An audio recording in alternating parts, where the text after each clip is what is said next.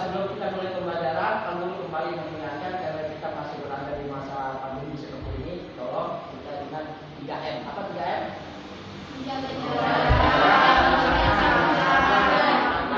Dalam belajar kita menjaga jarak juga ya. Kemudian sebelum masuk kelas sudah cuci tangan semua, air mengalir.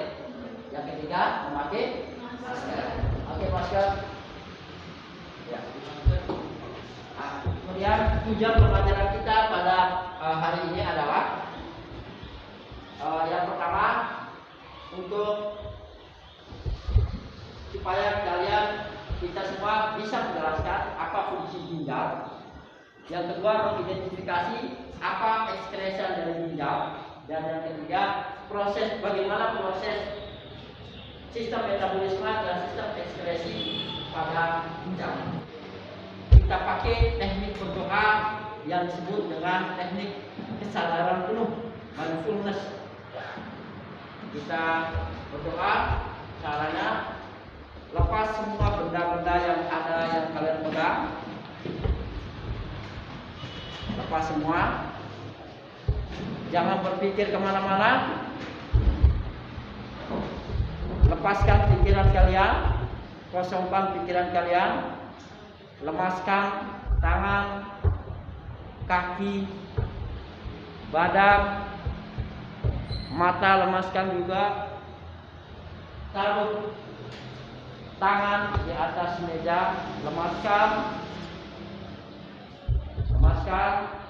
tarik nafas dan rasakan nafas itu, udara itu mengalir di dalam tubuh kalian. Rasakan udara itu mengalir ke seluruh bagian tubuh kalian, menjadi sumber energi yang bisa kita gunakan untuk belajar aktivitas. Rasakan dan berdoa. Mulai.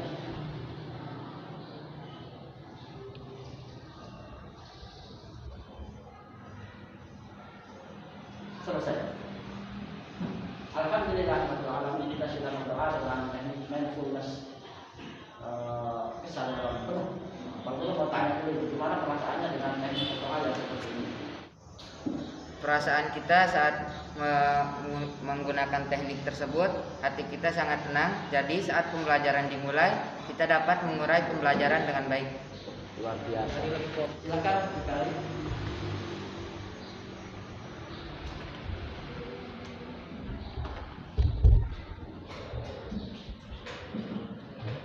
Kita jadi lebih rileks, lebih tenang. Jadi kalau pelajaran itu lebih enak, lebih nyaman, dan juga berburu.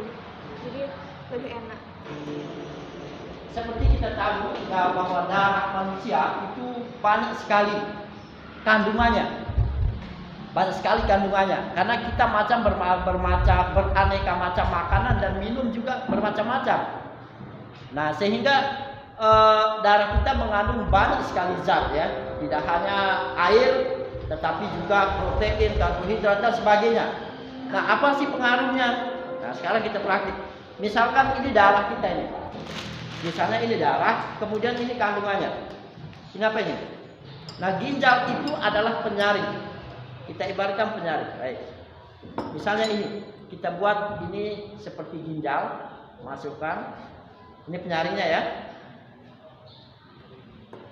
Ya. Sekarang kita masukkan darah melalui ginjal ini, bagaimana bentuknya di dalam, bagaimana hasilnya di luar di sini, dan bagaimana juga hasil yang akan tersisa di dalam saringan ini. Mari kita lihat, coba tuangkan pelan-pelan. Tuangkan, harus dari sini ya, nggak apa-apa ya.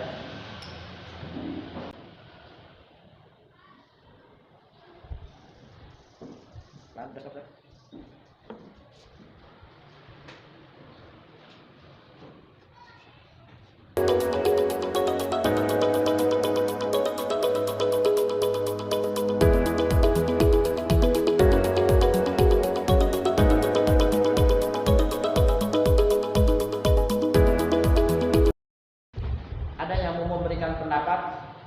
Apa bedanya dan menurut pengamatan kalian antara yang sebelum masuk ginjal dan setelah keluar melalui ginjal dan membentuk urin? Ya, Rangga. Saat sebelumnya sebelum dimasukkan ke dalam tersebut, darah yang berada di dalam wadah tersebut sangat kotor.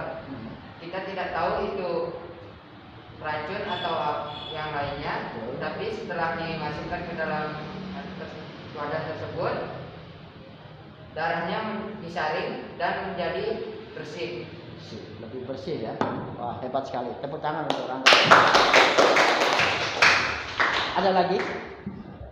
Jadi bagaimana seharusnya perasaan kita ketika melihat hal tersebut? Proses yang terjadi dalam ginjal kita. Ternyata banyak sekali kotoran, racun masuk dalam tubuh kita. Tetapi ternyata bisa dinetralisir, bisa dibuang yang tidak bermanfaat. Bagaimana perasaan kalian? Menjadi lebih bersyukur. Apa? Menjadi lebih bersyukur karena rasanya ginjal. Menjadi lebih bersyukur katanya. Alhamdulillah. Tangan dulu. Memang sudah sepadannya kita bersyukur ya. Nah, ini luar biasa itu. Nah, untuk berikutnya sekarang kita kerja kelompok. Silakan ke kelompok kalian yang sudah ditentukan.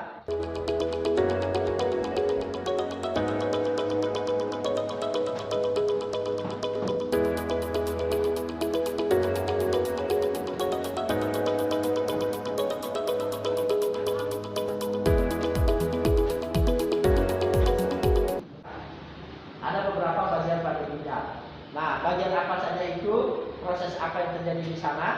Pak Guru sudah kirimkan video lewat Google Classroom sebagai bahan pembelajaran kita hari ini. Silakan kalian perhatikan video itu, bagian apa dan proses apa yang terjadi di sana. Ada ya di videonya. Dan juga kalian bisa menggunakan LKS kalian. Di sana ada materi pembelajaran. Silakan kalian pilih menggunakan media apa, apakah menggunakan buku, LKS, ataukah video itu sebagai bahan untuk kalian berdiskusi untuk bisa. Silakan ditanyakan dulu sebelum kita mulai bekerja. Ya, kalau tidak ada, silakan sambil dipelajari videonya atau buku itu, buku siswa kalian ya, sambil dikerjakan LKS kalian. Silakan dibuka videonya. Mana videonya? Ditaruh di atas videonya nih. Nah, silakan ditonton dulu videonya di WA itu.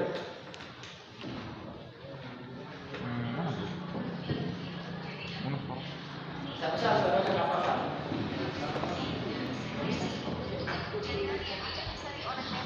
Dibawa oleh darah ke glomerulus. Setiap hari ada sebanyak 180 liter air yang disaring oleh glomerulus. Ini berarti bahwa cairan dalam tubuh kita disaring sampai 30 kali dalam sehari. Setiap saat darah melewati ginjal dan keluar menjadi darah.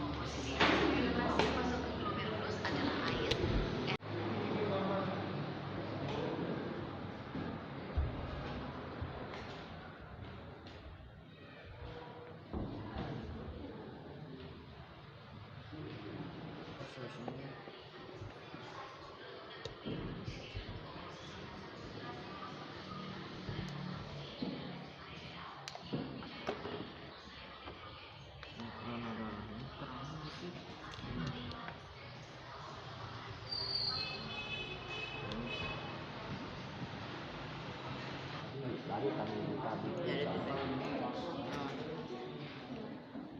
ya.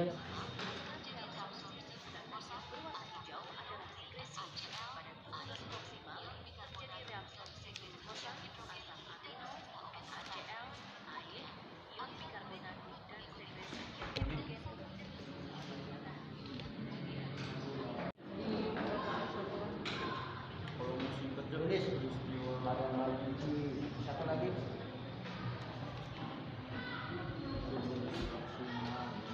Peristiwa pembentukan urin dalam video ada kan? Waktu di video itu kita tulis semua. Apa dia soalnya? Peristiwa apa yang terjadi di sini? Peristiwa pembentukan urin seperti Saya asam amino dan garam yang dibentuk urin primer atau filtrat glomerulus. Yang kedua, tubulus proksimal.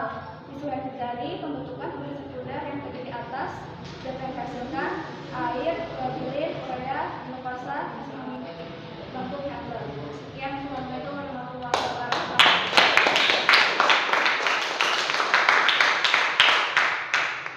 Ada yang berbeda dari kelompok yang lain. Tadi ada yang berbeda ada yang berbeda dari kelompok lain tentang presentasi dari kelompok 3. Silakan. Ada yang berbeda sedikit. Dari diskusi kelompok kami, yang berbeda adalah pada bagian nilai. Di kelompok kami menulis zat-zat yang dihasilkan dari bentuk nilai.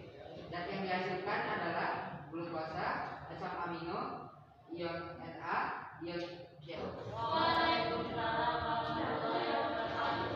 Saya akan menyampaikan hasil diskusi dari kelompok kami. Di sini kami mendiskusikan 5 bagian, yaitu Di dalam glomerulus badan lambung di dalam badan lambung ada glomerulus. Di dalam glomerulus terdapat yang namanya proses yang disebut dengan filtrasi, penyaringan. Zat-zat yang bermanfaat yang besar-besar itu dibuka video yang terakhir yang kamu kirimkan coba.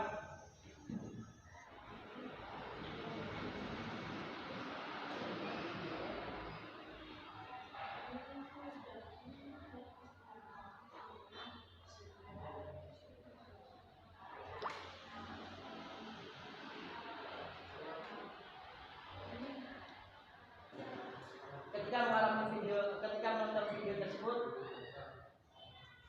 dan seandainya orang itu merupakan orang yang kalian kenal, bagaimana perasaan Anda? Ya, silakan. Kalau ada keluarga yang mengalami hal tersebut, yang saya rasakan yang terutama pasti sedih karena termasuk keluarga sendiri bisa mengalami penyakit tersebut. Gitu ya? Iya. Ada lagi? Nah, sebagai tugas kalian membuat sebuah rangkuman. Rangkumannya itu boleh berupa artikel, boleh berupa gambar saja, boleh berupa poster, boleh berupa video. Kalian boleh bebas memilih jadi apa yang kalian gunakan ya. Di sana tentang penyakit yang ada pada sistem ekspresi manusia terutama ginjal. Apa penyebabnya? Apa gejalanya? Dan bagaimana cara menghindarinya? Yang terakhir, silakan dalam buka kuisisnya. Buka kuisisnya. Yang bukan kota, buka kuisisnya. Kita semua buka. Kita evaluasi pemahaman kalian tentang kuisis ini. Siap?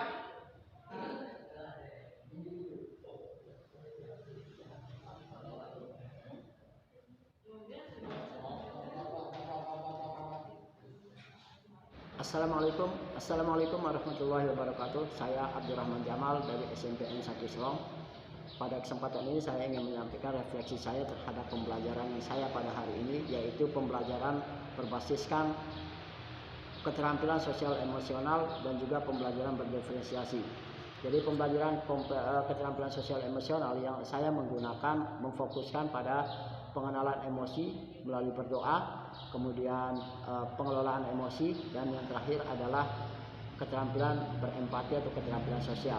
Dari pengamatan saya dan juga dari tanggapan beberapa siswa pada tahap terutama di awal pembelajaran, yaitu pengenalan emosi, pengenalan tahap berdoa, saya meminta siswa untuk mengikuti teknik berdoa dengan mindfulness, dan ini ternyata siswa mengikutinya dengan baik, dan berdasarkan tanggapan siswa mereka menyatakan bahwa mereka lebih tenang, lebih yakin, dan lebih fokus untuk belajar. Dilanjutkan dengan pengelolaan emosi. Siswa merasa bersemangat, semakin bersemangat dan semakin yakin untuk bisa mengikuti pembelajaran. Dan terakhir lagi pada tahap yaitu keterampilan sosial, saya meminta siswa, saya memberikan video tentang seseorang yang mengalami cuci darah, yang harus mengikuti cuci darah karena mengalami gagal ginjal.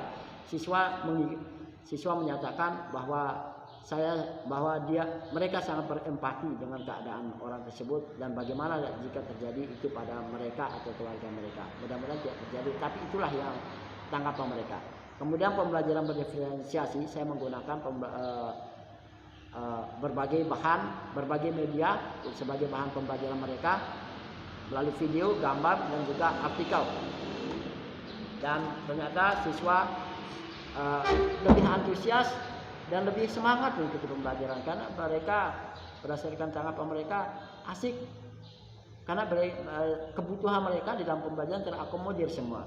Yang senang dengan gambar, mereka bisa melihatnya dengan jelas. Yang senang membaca, mereka juga mendapatkan pengetahuan dari sana.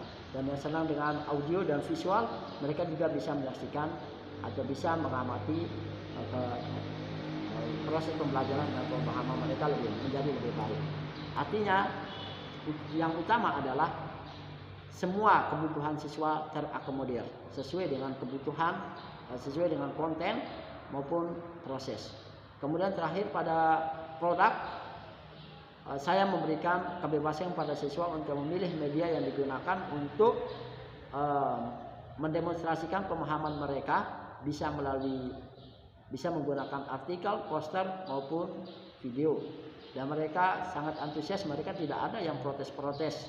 Karena mereka protes, wah ini saya tidak bisa buat video, tidak bisa buat artikel, tetapi mereka sangat menyambut tugas ini dengan sangat baik karena mereka bebas memilih menggunakan apa saja. Untuk rencana ke depan saya akan lebih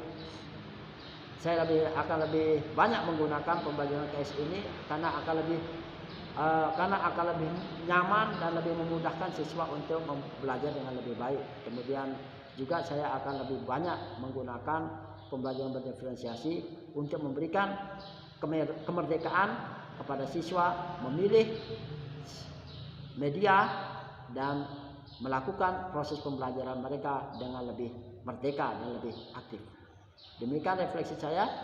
Wassalamualaikum warahmatullahi wabarakatuh.